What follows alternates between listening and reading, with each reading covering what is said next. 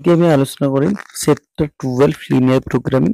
ইয়াতে মাৰ্ক আছে তোমাৰ কিমান 6 মাৰ্ক। খুবেই ইজি হয়, খুবেই ইজি হয়। ইয়াৰ পৰা তুমি 6 মাৰ্ক এনিহাও ল'বই লাগিব, কাৰণ এইটোৰ পৰা যদি তুমি মাৰ্ক উঠাব নোৱাৰা তেতিয়াহ'লে মই ভাবো তুমি মেথছৰ পৰা ক্লাছ 12 মেথছৰ পৰা তুমি একো মাৰ্ক নোপোৱা, কাৰণ এইটো খুব ইজি চেপ্টাৰ। ঠিক আছে, তো মই জাষ্ট ইয়াতে কেনেকুৱা টাইপৰ অংক আহে মই দেখাই আছো।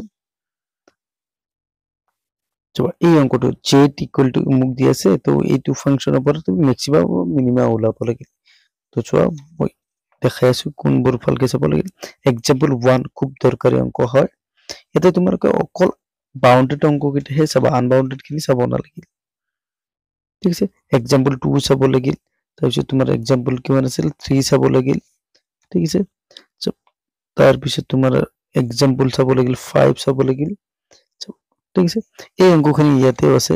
তো ইয়াতে তুমি অকল চাব নালাগা আছে 4 6 7 সরি ইয়াতে কি চাব নালাগা অংক আছে 4 6 9 and 10। এইকেইটা চাব নালাগে, বাকীখিনি তোমালোকে কমপ্লিট কে চাই ল'বা। ক্লিয়াৰ?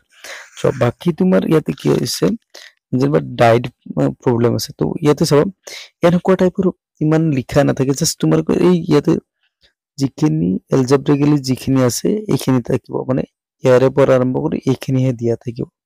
ঠিক আছে, অংকটো এনেকুৱা টাইপৰ দিয়া থাকিব, এইখিনিৰ পৰা তুমি কি কৰিব লাগিল মেক্সিমাম বা মিনিমাম ওলাব লাগিল।